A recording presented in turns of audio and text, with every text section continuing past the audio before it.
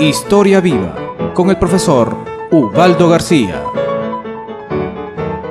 El 10 de agosto de 1819 entraron las tropas libertadoras a Santa Fe de Bogotá. Era el éxito. Después de Boyacá, que tal vez fue la batalla más importante que hasta ese momento el Libertador había dirigido y había ganado. Ahora volvía el Libertador a la gran ciudad, al virreinato de Santa Fe, y volvía triunfador. Hacía unos años atrás, por diciembre de 1814, que el Libertador estuvo sitiando la ciudad. Es importante recordar que en aquella oportunidad todo el mundo estaba en contra de los patriotas porque existía aquello de la patria boba. Era la matanza entre hermanos. Es decir, la guerra civil que en Nueva Granada fue terrible en aquellos primeros años después de 1810. El Libertador estuvo en Bogotá y los sacerdotes, principalmente los obispos, dijeron que era un hombre que venía matando a todo el mundo, violando a las mujeres y quemando las iglesias. Y por lo tanto, lo excomulgaron. Cuando el Libertador entró, aquello es otro cuento, pero es importante que recordemos que obligó a los obispos a que rectificaran en su palabra. Ahora estamos en agosto de 1810. El Libertador prácticamente se adelanta a las tropas después del triunfo tan grande de Boyacá y entra a la ciudad. Es recibido por la gente con muchísima emoción. La gente de Bogotá, de Santa Fe, habían sido primero proclives a la independencia. Después se arrepintieron.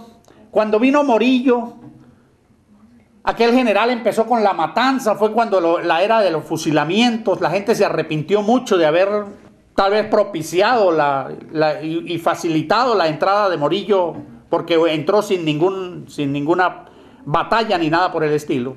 Y ahora encontraban en las fuerzas patriotas prácticamente como a Dios. Es decir, los recibían con grandes alardes, se hicieron arcos de triunfo, flores, los sacerdotes echaron a volar el sonido de las campanas, salieron las mujeres, salieron los niños a darle el recibimiento al Libertador Simón Bolívar. A su izquierda, aquel venezolano oriental, José Antonio Anzoátegui, el triunfador de Boyacá. A su derecha, nada más y nada menos que Francisco de Paula Santander, el cucuteño, al que le hemos dedicado los últimos programas y a quien vamos a continuar dedicando algunas otras cosas importantes, por cuanto considera Ubaldo García que nos han metido gato por liebre. Es decir, no nos han contado los cuentos como son, porque es necesario reiterarlo. Ha existido mucha gente, historiadores, con muchos intereses por maquillar la historia y arreglar la vida de ciertos personajes, como por ejemplo Francisco de Paula Santander. Dicen que entre la gente que gritaba habían amigos de él. Recordemos que él se había criado de muchacho y había estudiado en el Colegio de San Buenaventura en Santa Fe de Bogotá. Por lo tanto, ahora venía triunfador. Dicen que le gritaban Francisquito, Francisquito, y que hay un hombre entre ellos que es importante mencionar, que se llamó Vicente Azuero. Era amigo y conocido de Francisco y le gritaba Francisquito y mencionaba, inclusive dice que gritaba abajo los chapetones. Pero si revisamos un poco, nos enteramos que Vicente Azuero estuvo bajo el comando de los españoles, es decir, de Morillo. Era un camaleón, era un hombre de aquellos que con mucha facilidad cambian el color de su piel. Se hacía pasar por patriota y como era conocido del hombre que tal vez de en adelante iba a ser el más importante, de Francisco de Paula Santander, pues ahora estaba muy emocionado y gritaba a los cuatro vientos que a Dios gracias, que se había logrado ahora la independencia y que por último ahora podremos vivir en libertad. Por supuesto, había gente que gritaba aquellas cosas también de corazón, pero unos cuantos, y eran muchos, ahora cambiaban de color para prepararse por si lo que venía, porque al fin y al cabo muchos eran caimanes en boca de caño. Veamos, 10 de agosto, en aquellos días empiezan las expropiaciones. Este Vicente Azuero había sido el jefe de los bienes patriotas en tiempos de Morillo. Y ahora, como era un hombre conocedor de las tierras, de los bienes, ahora, pues entonces fue empleado en los secuestros de los bienes de los españoles. Me explico. Se trataba en el momento de expropiar a los ricos españoles y esas fincas o esas casas, repartirlas tal vez o venderlas para sostener la guerra que venía en adelante, porque apenas estaba dando Boyacá, estamos en 1819. Bueno, pasó desapercibido Vicente Azuero como un gran camaleón y ahora era jefe de secuestros y empezó, por supuesto, a hacer sus trampas, a hacer sus tramas en favor de Francisco, su jefe, y fue en tiempos que ya lo dijimos en algún programa, fue en esos tiempos cuando se traspasó la hacienda Atogrande para que ahora fuera propiedad del vicepresidente. Porque el Libertador, ante la falta, digo yo, ante la falta de hombres tal vez que sirvieran para la formación de ese Estado, de ese gobierno nuevo que venía, pues tomaba de lo que hubiese y por eso nombró a Santander vicepresidente de Cundinamarca. Es decir, que le dio el poder para que en ausencia del presidente, que era Bolívar, pudiera actuar con todos los poderes. Pues entonces ahora Santander estaba en las glorias y en su ciudad. La batalla de Boyacá fue el 6 de agosto de 1819. El 10 entró el Libertador a Bogotá, a la ciudad virreinal. El virrey se enteró del fracaso de su ejército y evacuó la ciudad. Se fue a Cartagena. Dicen que pegó la carrera, llevándose muy poco de sus cosas porque el viaje fue muy de imprevisto. El virrey Sámano creía que el ejército de Barreiro, es decir, el ejército español, sería capaz de rechazar a los patriotas y ganarle la guerra. Él creía que era así, por lo tanto, esperó hasta el final para evacuar la ciudad. El Libertador entró, repito, el 10 de agosto, y un mes después, el 11 de septiembre, es cuando autoriza a Santander para que ejerza el poder mientras él no esté presente, mientras esté en campaña. Por supuesto, el Libertador no era un hombre para quedarse en la ciudad de gobernante, porque en su cabeza estaba el venir por Venezuela, y en efecto, ya sabemos que vino y se dio lo de Carabobo en 1821, y después se fue al sur. Pero dejó entonces a Santander y lo autorizó aquel 11 de septiembre, y el 20 de septiembre sale hacia Venezuela. Quiero precisar estas fechas por cuanto voy a hablar sobre un triste suceso de aquellos días, que es una mancha para nuestra historia, y que tal vez no nos la han contado en nuestras clases de historia en la escuela ni en los liceos. Una de las cosas terribles. En Boyacá, el ejército patriota fue apoyado por la gente, por el pueblo, que traían frazadas, que traían cobijas, que le aportaban armas, pólvora, que traían las bestias para que sirvieran para montarlos al ejército o sus vacas para alimentarlo. Por eso dicen que se ganó en Boyacá, porque el ejército de Barreiro, José María Barreiro, era superior al ejército patriota. Aquellas ganas de ganar la batalla y de liberarse definitivamente de los atropellos que habían vivido con el general Pablo Morillo, hicieron que la gente se volcara a favor de los patriotas. La batalla se dio, el triunfador, repito, fue Anzoátegui, aquel Juan José Flores, un moreno, y los hombres lanceros, aquellos mismos lanceros de Páez, fueron los que triunfaron en Boyacá. Y se tomaron infinidad de prisioneros, y muchos recursos, caballadas, víveres. Entre todos los prisioneros se menciona que se atrapó al jefe del ejército, José María Barreiro, y a 38 oficiales. Esos hombres fueron llevados a Bogotá como prisioneros y se mantenían en alguna cárcel improvisada de la ciudad. El Libertador fue de la opinión que era necesario darle una tregua a la guerra a muerte. En aquellos días el Libertador actuó de una manera muy benévola, como un gran estadista, mostrando lo que iba a hacer a posterior. Dijo que aquellos prisioneros era necesario proponer un canje para que no fueran muertos.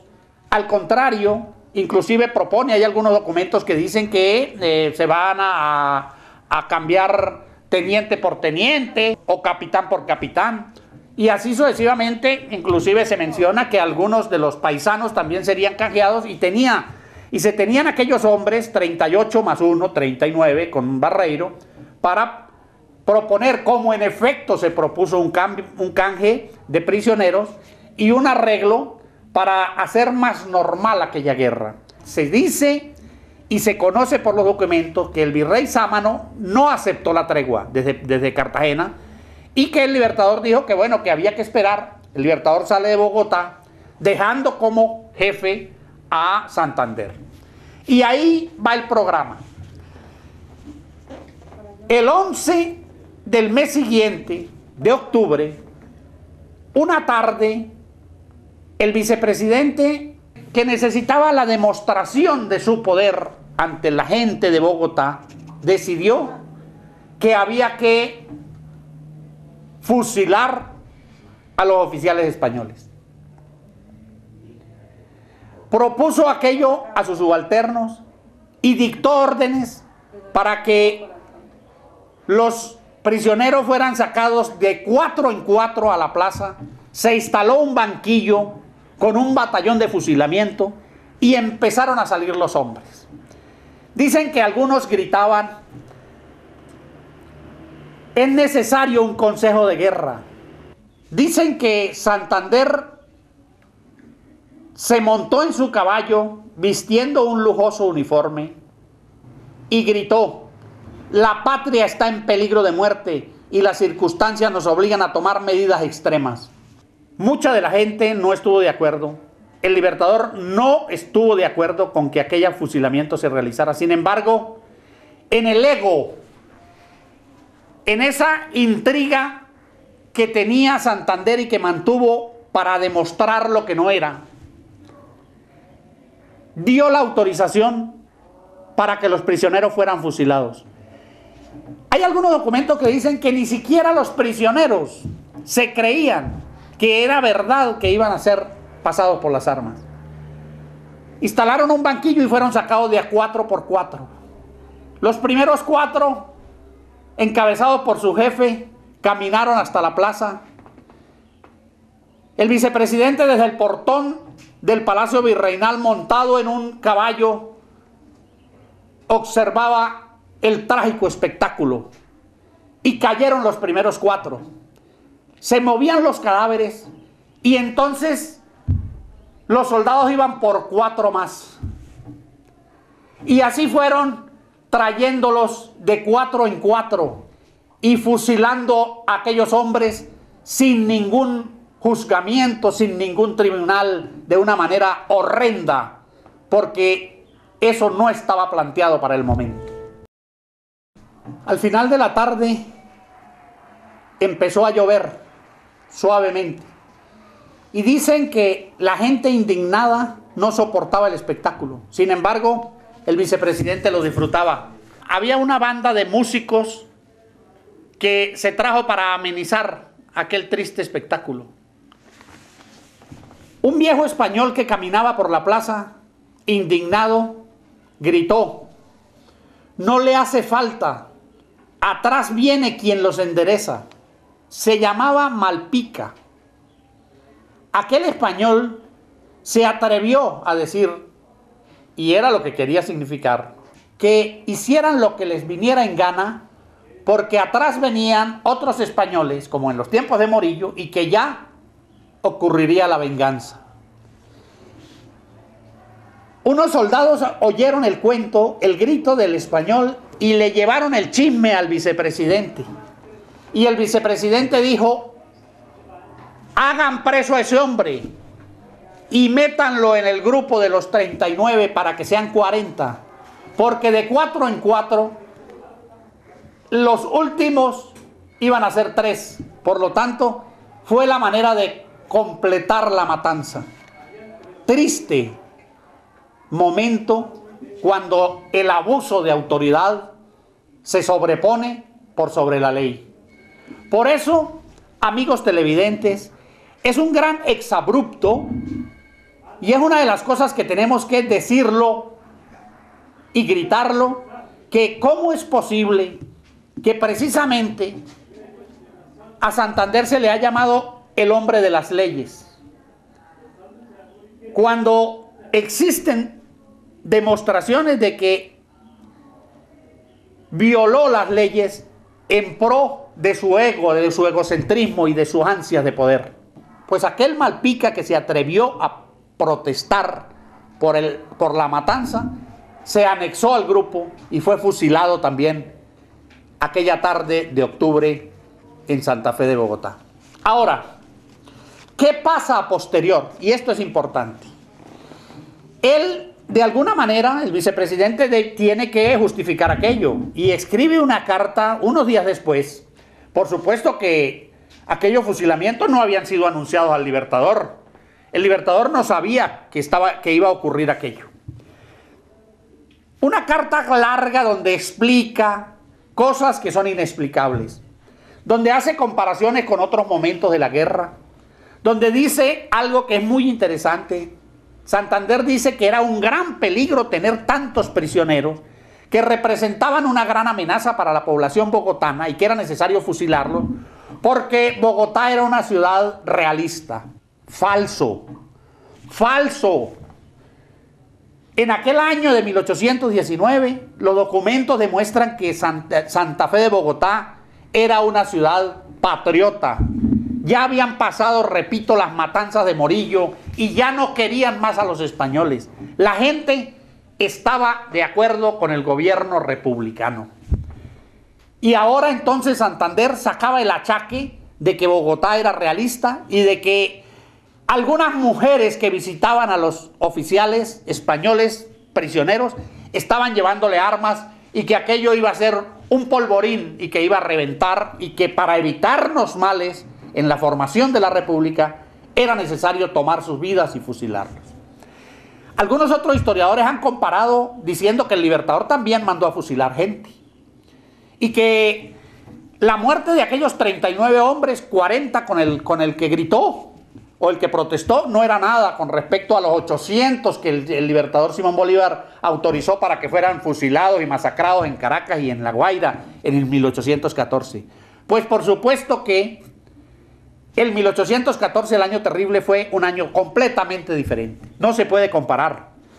Ya en el 1819 en Bogotá había un gobierno, se había tomado la ciudad, había mucha seguridad y las tropas patriotas eran queridas. En 1814, en La Guaira, habían 800 prisioneros que no se conseguía qué hacer con ellos. Estaba en pleno apogeo el momento en que Boves atacaba la ciudad de Valencia y fue necesario y obligatorio, y eso está claramente definido en la historia, que no se podían cargar presos, no se podían alimentar.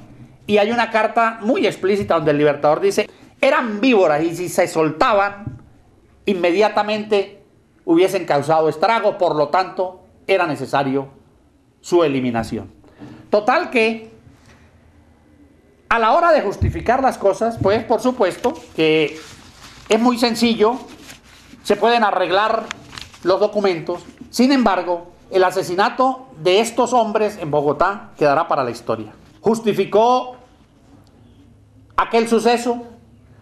Hay alguna narración triste que dice que después de que ya terminaron los fusilamientos, él salió en su caballo y que a la llovizna sobre Bogotá había hecho que la sangre corriera por la calle y que detrás iban la banda de los músicos y obligó a los músicos a ir y él salió en su caballo y chapoteó y disfrutó viendo los cadáveres calientes aún muertos en la plaza. Disfrutó de aquel momento doloroso. Porque, repito, los estudios psicológicos que se han hecho a los eventos en los cuales participó Santander, como en este caso, han llegado a demostrar que era un caso psicopático de cierta peligrosidad y delicadeza. Nunca se arrepintió.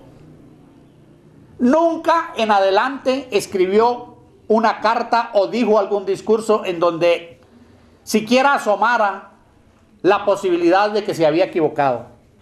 No se disculpó. Sin embargo, es interesante, tal vez para cerrar este programa, leer una partecita de una carta que le escribe días después al Libertador para justificar el evento o el suceso. Le dice: al fin fue preciso salir de Barreiro y sus 38 compañeros. Las chispas me tenían loco. El pueblo estaba resfriado y yo no esperaba nada favorable de mantenerlos arrestados. El expediente está bien cubierto, pero como ni usted es eterno, ni yo puede ser siempre gobernante, es menester que su contestación me cubra para todo tiempo. De ella protesto no hacer uso, sino cuando este remoto e inesperado caso pueda llegar. Vean ustedes que le está pidiendo que lo cubra, es decir, que le tape, que no diga nada, porque eran corruptos, porque no eran claros en sus opiniones ni en sus ejecuciones, porque tiraban la piedra y escondían la mano. Le pide al Libertador que ya está hecho y que por favor lo cubra. ¿Cómo actuó Bolívar? Bolívar se arrepintió mucho de no haber dictado unas órdenes más definidas, asumió aquello como propio, le dolió mucho que no hubiese entrado en una etapa de canje de prisioneros, y digo yo con humildad que ante la necesidad de hombres que ayudaran en aquellos momentos de 1819, recordemos que viene el año 20 en el cual se da el armisticio de Santa Ana, el encuentro de Bolívar con Morillo ya en donde entra la regularización de la guerra, Bolívar deja aquello de ese tamaño. Los que quieren taparle los pecados a Santander no encontrarán nunca una justificación grande y adecuada para tapar el asesinato de los 39 oficiales españoles en aquel octubre triste de 1819 en Santa Fe de Bogotá.